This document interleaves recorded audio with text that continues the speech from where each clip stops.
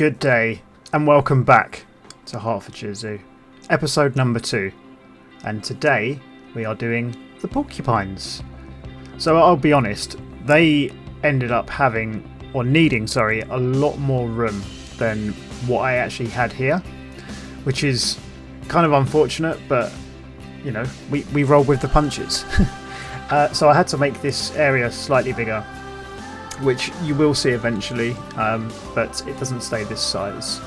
Of course, we're starting out with the plaster walls, and I will change that doorway to a hole in the wall shortly, just to make it a bit more accessible, because I don't actually know why I've done the doorway. I'm also in this going to add an area for the staff to prepare their food, so you'll see me messing around with some vegetables shortly as well. And I wasn't too sure on what kind of height I wanted this to be at because of the issues with the roofing, but we've made it this size and it does work to a degree. There is an escape at some point, but I don't think it's in the video. I then went round the perimeter of the wall with this thick wood and like a bristle kind of thing. Looks a bit like a whale's mouth. So I went around the entirety of the wall and done this kind of pattern, just to add a bit of difference between this and the last habitat that I made.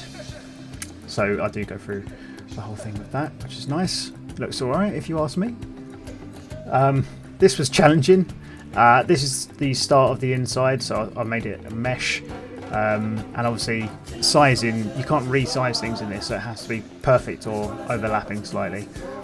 So I've popped that in there, and it's a half a decent little staff area. I think it could maybe have a few more bits inside of it. You'll see it shortly, but yeah, I think it's come out okay. I've then finished off the top of the mesh area with this sort of thinner wood. Sorry, I had to mute to cough. Terrible YouTube. But yeah, that's that part of the staff area done, and then I move on to the roof. Again, I'm using the stained... Is it stained? No, it's painted clay roof, because I actually quite like it. So I've got that. I'm just going to copy and paste it across all the way. I do recolour it. It's a slightly different colour than the one over there. I think it ends up being yellow or blue.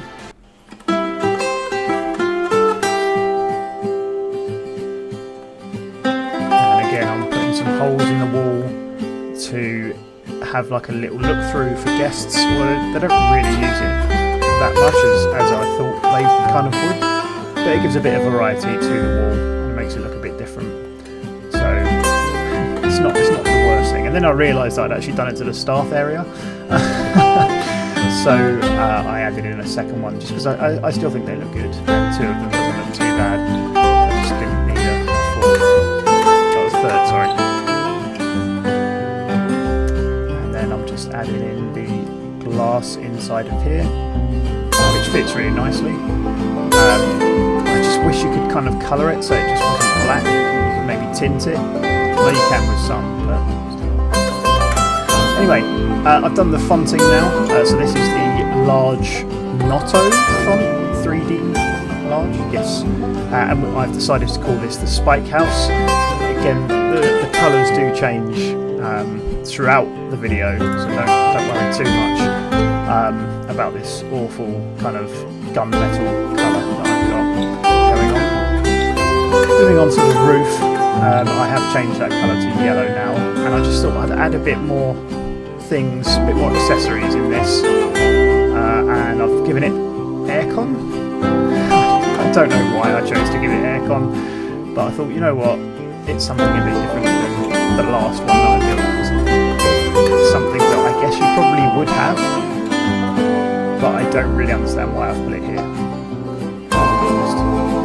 But still, we just copy and paste all the way across and then add in a vent at the end, which fit in really nicely, as it should. And then I just pull this out a little bit. And then this is me preparing the staff area, because I didn't want to do it inside because you have to add it to the grid and all of this stuff. And it's a bit of a pain, so I thought I'll do it just on the outside, and it might be a bit easier. This was still relatively difficult. That's what I'm saying about the adding to the grid. Just finishing off with a few accessories laying around. The staff do sort of walk down here from the door to the habitat gate, so it does kind of look like it's being used, but obviously nothing else is being used inside of here, which is unfortunate. It would be great if they could kind of interact with some bits, but I know there's a lot of coding, and that's not really what we're playing the game for, but just to add a bit of realism to it, I guess. Just made a table out of a very small plank, which I think looks alright, and I'm just going to put a few more accessories down. I think I went a bit accessory heavy from highlighting this one, but I think it looks good. I think it looks relatively realistic, and it's something that I imagine you probably would see in some of these kind of places, you know, like a little prep area for some bits. Probably not right next to where they sleep, like tempting them with food and sort of saying that I have this, you don't have this, look at how close it is, sort of thing. But still, I think it looks alright. Just adding in some carrots there in some different formations, so it doesn't look all just laying down next to each other. And then a big butternut squash in the basket. Finishing off with some mulch inside the flower pot, and a small flower, because why not?